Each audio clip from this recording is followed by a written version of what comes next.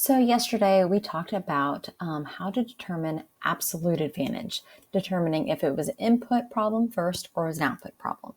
So today we're going to be talking about how to determine if something has or who has a comparative advantage. This is the one that David Ricardo cared about. He said, I don't care if, China or India is better than the other. Who can produce it at the lowest opportunity cost? So when determining absolute advantage, it's like who's better at just making it maybe faster or they can produce more. But for comparative advantage, it's always who can produce it at the lowest opportunity cost. So to figure this out, it's different depending on if it's an input problem or an output problem. So we see on the screen that we're going to try to solve this scenario with China and India making shoes and cloth in either scenario, whether it was an input problem or an output problem. So let's first look at it as if it was an input problem. Something is like clinging around, trying to figure out what it is. Okay, so let's look at this as if it's an input problem. Okay, so refresh ourselves to determine absolute advantage. An input problem is someone has the lowest number of resources that they are using to produce the same amount of stuff. So the title of this chart could be, let me see if I can get my pointer. The title of this chart could be, this is how many hours it takes to make shoes and cloth. China, it takes 3 hours to make shoes. India, it only takes 2. China takes 12 hours to make cloth. India's faster at 5. So it looks like in this example, India has an absolute advantage in both shoes and cloth production because they can produce it faster with fewer resources. Stop. And because they can produce it faster with fewer resources, they have an absolute advantage. But when it comes to comparative advantage, we have to do a little bit of math to determine who has a comparative advantage in shoe and cloth production. So remember, here's the definition, is who gives up the fewest resources to produce a product. So an opportunity cost, I could use my resources towards shoes, or I could use my resources towards cloth. And so the opportunity cost is what else I could have used my resources for. Well, in this table, it kind of gives you that example. You can use your resources towards making shoes or cloth. So if you use your resources towards shoes, you're giving up resources that you could have spent on cloth. So the opportunity cost is the other thing in the chart. So how do you do the math? So it becomes the numerator. So it is, you point to a number, it becomes the numerator. So it's going to be 3. Can I draw on this? I see a marker tool. That would be really helpful if I had a marker tool. I don't think I do. I do not. Oh well. So this 3 becomes a numerator over 12, the other thing China can do. 12, it becomes a numerator over 3, the other thing China can do.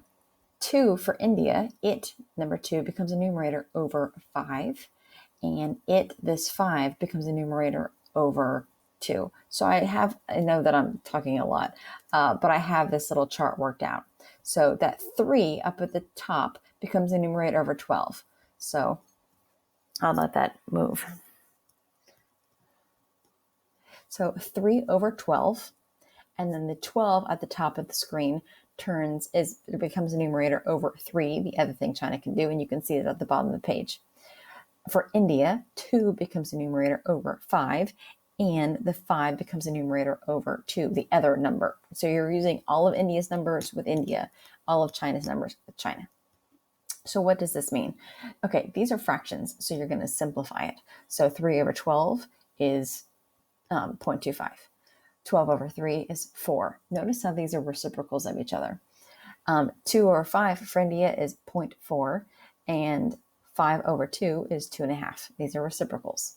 So remember, the definition of comparative advantage is who can produce at the lowest opportunity cost.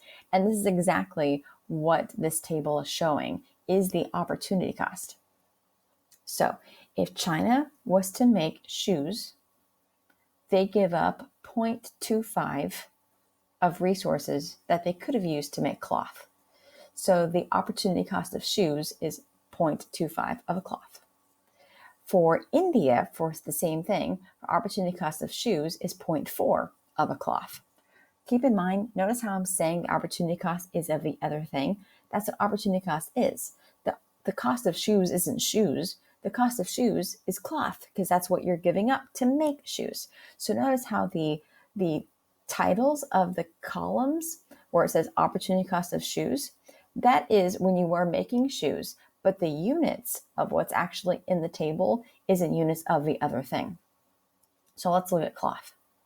For China, the opportunity cost of cloth is 4 shoes, meaning the resources that they use to make cloth in that same time, they could have made 4 shoes. That's what they gave up. They gave up 4 shoes of resources to make cloth. And for India, they're giving up 2.5 shoes to make a cloth. So I don't care who's faster, who can produce more. It's who can produce at the lowest opportunity cost. So let's look at that shoe column. The shoe column, China gives up 0.25 of a cloth. India gives up 0.4 of a cloth to make shoes. So you want to see who gives up the least amount. So you're looking for the smallest number. And smallest number, 0.25, is less than 0.4. So that's why that one's underlined, because that one's the smallest number for the shoes. So China has a comparative advantage in shoes. Let's look at cloth. Cloth, you see that China gives up 4 shoes to make cloth. India gives up 2.5 shoes to make cloth. Who gives up the least amount of shoes? Well, that would be India, because 2.5 is less than 4. So when it comes to absolute advantage, there's going to be a clear winner usually. But when comparative advantage, you see that there's a winner for shoes and a different winner for cloth. And that's how trade works. One person should do one thing and specialize in it. The other person should do the other thing and specialize in it, and then trade. So for an input problem, who has a comparative advantage in shoes? Well, you look at the shoes column, and I know my screen just got blocked, but you look at the shoes column and you look at whoever has the smallest number. That number wins. 0.25, that's China. For the cloth is whoever has the smallest number wins. 2.5 is less than 4. So India should produce cloth. Well, that's if they had an input problem. If this table says this is the number of hours it takes to make, or the number of factories needed, or the number of bolts of leather to produce these things. Of course, bolts of leather is not really cloth, but whatever. It's the resources that you need, the number of days it takes to make. If this is an output problem, then the whole thing changes. If this is an output problem, this is the number of tons or bolts or pounds being produced. China is producing, let's say, 3 tons of shoes. India is only producing 2. China is producing 12 tons of cloth. India is only producing 5. So in this case, for an output problem, when it comes to absolute advantage, is whoever produces the most. And so it looks like China produces more shoes and more cloth. So they're going to have an absolute advantage in both. But what about comparative advantage? Remember, the definition is still the same. Who has the lowest opportunity cost? So who gives up the fewest resources to produce the product? It's still the fewest resources. That's the lowest opportunity cost. But the math is different. Instead of it becomes a numerator, and how I remember it, input numerator, NN. But for output, if it's an output problem, well, the other number goes over. So it becomes the denominator. So it's the exact opposite, but it's the other number comes over. That's how I remember it, because other over output kind of all makes sense. And then input for numerator. So how you do the math, it's the same thing. So if I'm looking at this 3, the other number for China is 12. So 12 comes over, the other number comes over. So it's going to be 12 over 3. Over here, for output, the other number, which is 3, comes over 3 over 12. For India, we're going to grab India's numbers now. We've got 2 right here. So the other number comes over 5 over 2. And for the 5, the other number, which is 2, comes over 2 over 5. So here's that table again, kind of all written out. If you notice that these are all the same numbers again, but they're flipped because it's the reciprocal. So keep in mind, if you had picked input when it should have been output, all your answers are going to be wrong. They're going to be the opposite.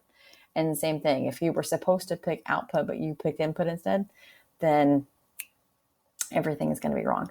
So in this case, when China produces shoes, they give the opportunity cost of the shoes, the one shoe, it costs them 4 cloths. For India, if they were to make shoes, it costs them 2.5 cloths. So remember, that's in units of the other thing, because that's what opportunity cost is the other thing that you could have made. So who produces for the cheapest for shoes? Well, we're looking at 4 versus 2.5. And no matter whether it's input or output, if it's comparative advantage, you're looking for the smallest number, the lowest opportunity cost. And so between 4 and 2.5, 2.5 is the smallest number, and that belongs within India. Well, let's look at cloth. Opportunity cost of cloth. China, if they were to produce cloth, they give up the opportunity to produce 0.25 of a shoe. India gives up the opportunity to produce 0.4 of a shoe. So who gives up the least amount of shoes to produce cloth? China, because 0.25 is smaller than 0.4, which is why that's underlined. So it looks like China has a comparative advantage in cloth this time, and India has a comparative advantage in shoes. So we're looking for the smallest number with all those fractions. So remember, input, it becomes the numerator, the other one comes under. And for output, the other number comes over. And then you're just looking at the column for the product and seeing which number is smaller and what country that goes with. So today you're going to actually do some practice determining absolute advantage first, because you have to determine first if it's input or output. Second, who has an absolute advantage. And third, who has a comparative advantage. So it's kind of broken down. You have to determine input, output, who has an absolute advantage. Like, are these tons of cloth, or is this hours to make cloth? Because that's going to change how you do the math and how you determine absolute and comparative advantage. So input, output first, determine absolute advantage, and then determine comparative advantage. You can come back and have this up so you can see how to do the math. So if it's, always look for the smallest number for comparative advantage. For absolute advantage, it just depends. For inputs, you're like, I want the country with the fewest inputs. That means they're the best. For outputs, it's like, no, whoever produces more.